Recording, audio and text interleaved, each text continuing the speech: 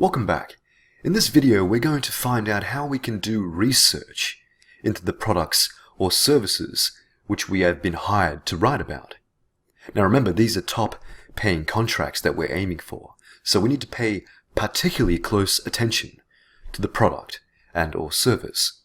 So, to start off again with a rather lovely definition of copywriting.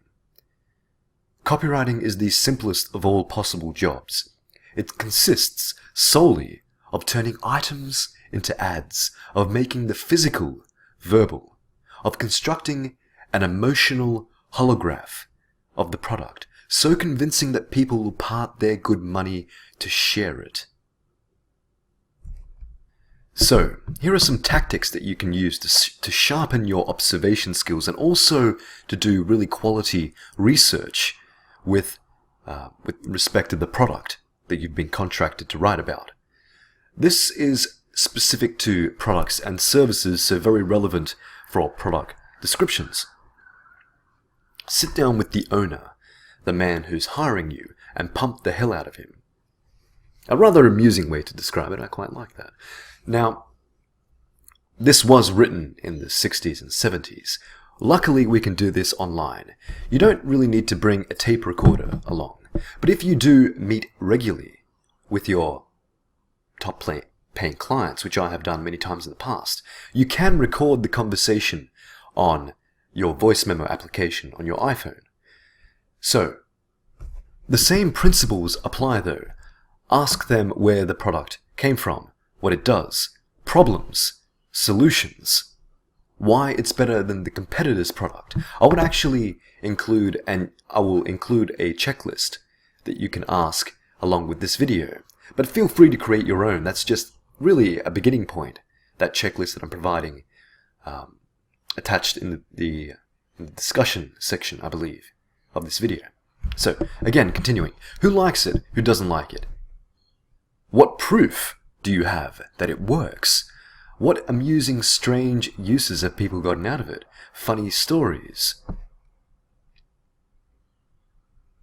How would he improve it if he had unlimited money? What causes most of his refunds, etc.? You sit down with the owner, or at the very least Skype with him, and if he or she gives you permission, record the conversation so you can refer back to it. Continuing, the second strategy. Talk to his customers to do research on the product that you're selling. Do it in person or on paper or online. Again, let's modernize this.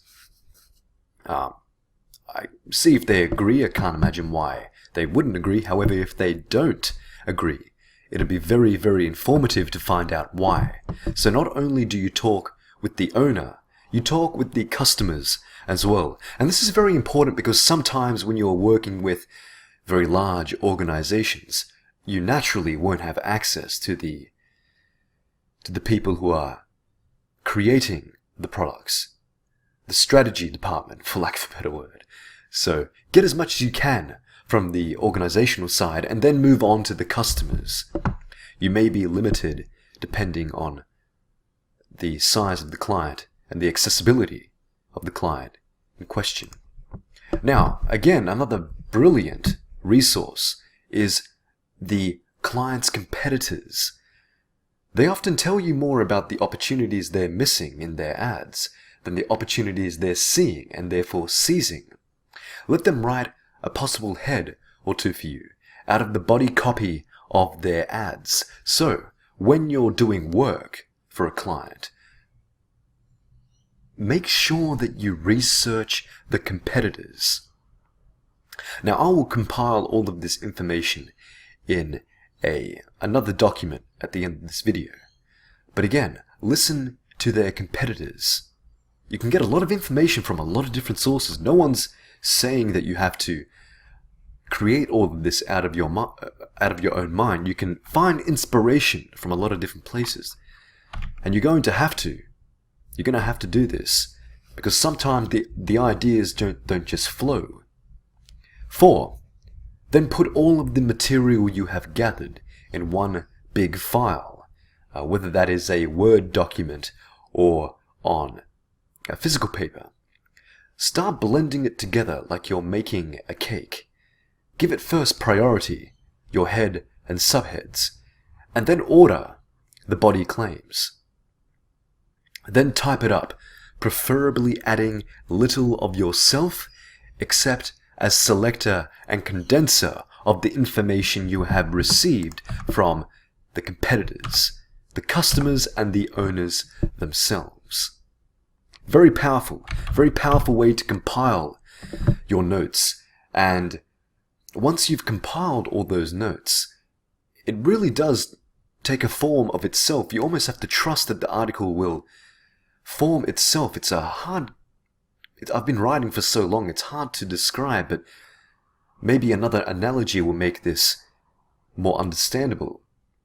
For anyone who plays music, you can almost hear what the right note to play will be.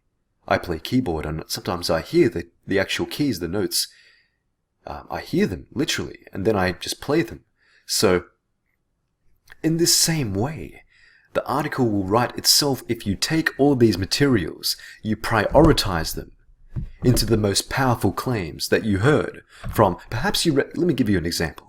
Perhaps you heard something, or you heard something from a customer, or you read something on a competitor's ad that was really powerful. You'd make a note of that.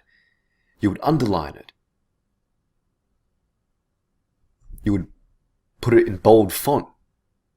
And naturally you would use the strongest materials you have in your headline, or your subheadline, or your call to action. Another place to get really good ideas is in public. This is a very good lecture to watch from advertising legend Sir John Hegarty. And he says, don't wear earphones in public. When you cut yourself off from this, what he wrote, a pure font of material, you hear people talking in certain ways. You may hear a little phrase here and there that you can use in your copy. One of the fastest ways, and the reason why I'm sharing this idea, one of the fastest ways to become a good copywriter is to become a good general observer. To be able to take things that you hear in public and then play around with that in your mind. Wow, that sounded interesting. When someone is describing to their friend, for example, on the train, that they really love this new app that they're using. Pay particular attention to the language that they use to describe that app. You will find a lot of information in this way. Now, I should say that this is difficult to do. You have to constantly remind yourself to do this, and it's very easy to cut yourself off and create that little bubble for yourself, especially when you're on public transport. But this pays off in the long run, and it will make you a